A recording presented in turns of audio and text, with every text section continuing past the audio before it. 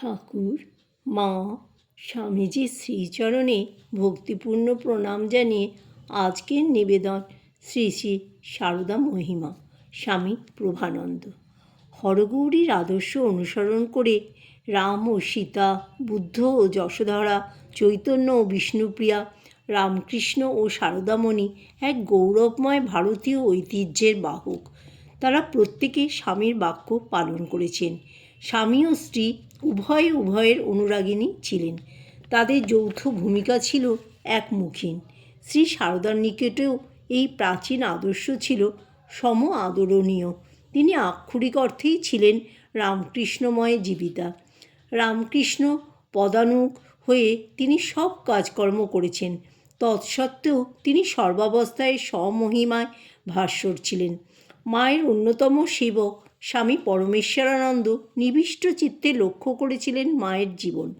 তিনি সিদ্ধান্ত করেছিলেন শ্রী শ্রী মায়ের দুইটি রূপ দেখা যাইত। একটি সাধারণ মানবীর রূপ।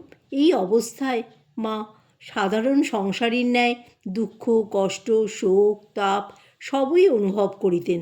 অপরটি মায়ের অসাধারণ রূপ। সংসারের সব কোলাহলের মধ্যে তাহার মন ছিল সর্বদাই প্রশান্ত ও ঊর্ধ্বমুখী। সবই যেন বহু নিম্নে পড়িয়া আছে। সব কিছুর মধ্যে থাকিয়াও যেন তিনি কিছুতে নাই। কিন্তু মায়ের কি সাধারণ রূপ, কি অসাধারণ রূপ! সব কিছুর মধ্যে দিয়ে বিস্ফুরিত হতো তার অনুপম মাতৃত্বের আকুতি, যা তাকে অন্যান্য অবতার সঙ্গিনীর চরিত্র থেকে স্বতন্ত্র করে তুলেছে। শ্রী মায়ের মাতৃত্বের ঐশ্বর্যের অসাধারণত্ব হচ্ছে তার বিশ্বজনীন মাতৃস্নেহ ও প্রতিটি সন্তানের প্রতি তার বিশেষ স্নেহদৃষ্টির সহাবস্থান। জাগতিক মাতৃস্নেহ পরিবারের মধ্যে সীমিত, কিন্তু শ্রী মায়ের স্নেহ করুণা কোনো গণ্ডি মানত না। উপরন্তু তার মাতৃহৃদয়ের গভীরতা ছিল অতুলনীয়। চরিত্র মাহাত্ম্যেও অন্যান্য অবতার সঙ্গিনীদের তুলনায় শ্রীমা অপ্রতিদ্বন্দ্বী। ভগিনী নিবেদিতার অভিমত, ভারতবর্ষের মানস চেতনায় সীতাই কেন্দ্রীয় চরিত্র। ভারতবাসীর চেতনায় সীতা দেবীর বিপুল প্রভাব সম্বন্ধে স্বামী বিবেকানন্দ মন্তব্য করেছেন, সীতা আমাদের জাতির মজ্জায় মজ্জায় মিশিয়া গিয়াছেন। সর্বং সাহা সীতা চরিত্রে পতিপ্রাণতা, তেজস্বিতা, সহিষ্ণুতা, কোমলতা ও পবিত্রতার বিস্ময়কর সমন্বয় ঘটেছে। কিন্তু বাল্মীকি রামায়ণের সমমনস্ক পাঠক সীতাদেবীর আচরণ কোথাও কোথাও দেখবেন পীড়াদায়ক, যা শ্রী সারদা চরিত্রে কল্পনাও করা যায় না। স্বল্পজ্ঞাত চরিত্র দেবী যশোধরা স্বামীর গৃহত্যাগ শোকে দুঃখে জর্জরিত হয়েছিলেন।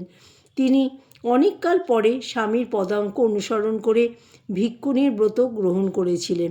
বিশ্বম্ভরের সন্ন্যাসের সংকল্প শুনে বিষ্ণুপ্রিয়া স্বামীর পা দুটি ধরে কেঁদে কেঁদে বলেছিলেন, তুমি সন্ন্যাস নিলে আমি আর প্রাণে বাঁচব না, আমি বিষ খেয়ে মরি, তারপর তুমি যা খুশি করো। বিশ্বম্ভর তাকে অনেক বুঝিয়ে শান্ত করেন, এমনকি কিছু ঐশ্বর্য প্রকাশ করেন। শেষ পর্যন্ত বিষ্ণুপ্রিয়া বলেন, তুমি স্বতন্ত্র ঈশ্বর, তোমার ইচ্ছাই পূর্ণ হোক। অপরপক্ষে দেখি শ্রীরামকৃষ্ণ শ্রীমাকে যখন প্রশ্ন করেছেন, কি গো, তুমি কি আমায় সংসার পথে টেনে নিতে এসেছ? শ্রীমা বিন্দুমাত্র দ্বিধা না করে উত্তর দেন, না, আমি তোমাকে সংসার পথে কেন টানতে যাব, তোমার ইষ্টপথে সাহায্য করতে এসেছি। উপরন্তু সীতা দেবী, যশোধরা দেবী, বিষ্ণুপ্রিয়া দেবী এদের প্রত্যেকের ভূমিকা ছিল খুবই সীমিত। তারা প্রত্যেকে নিজ নিজ জীবনখানি আদর্শরূপে করে তুলে অবতারকল্প স্বামীর গৌরব বৃদ্ধি করেছেন।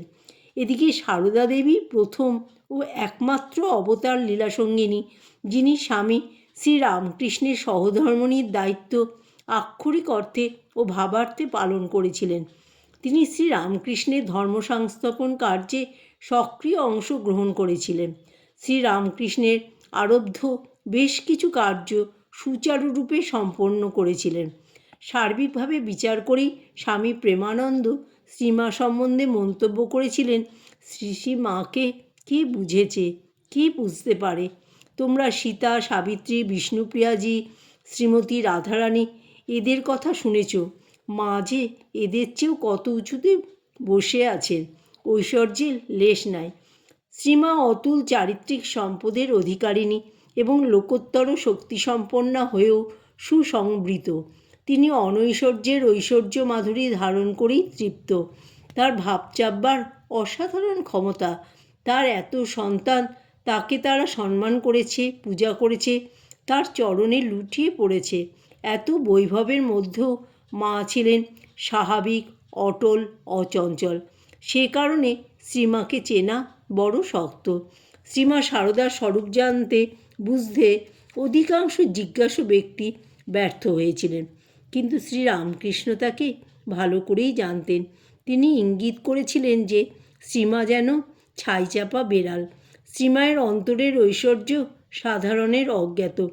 প্রজ্ঞাচক্ষু শ্রীরামকৃষ্ণ তার স্বরূপ নির্দেশ করে বলেছিলেন, জ্ঞানদায়িনী, মহাবুদ্ধিমতী, ও কি যে সে, ও আমার শক্তি। শ্রীরামকৃষ্ণ তাকে ত্রিপুরা সুন্দরী জ্ঞানে পূজা করেছেন। শ্রীরামকৃষ্ণের দৃষ্টিতে তিনি দক্ষিণেশ্বরের ভবতারিণী ও নিজ গর্ভধারিণীর সহিত অভিন্ন। অপরপক্ষে শ্রীমাও বলেছেন তিনিও ঠাকুর অভিন্ন। তার শরীর দেখিয়ে বলেছিলেন এর ভিতর তিনি সূক্ষ্মদেহে আছেন।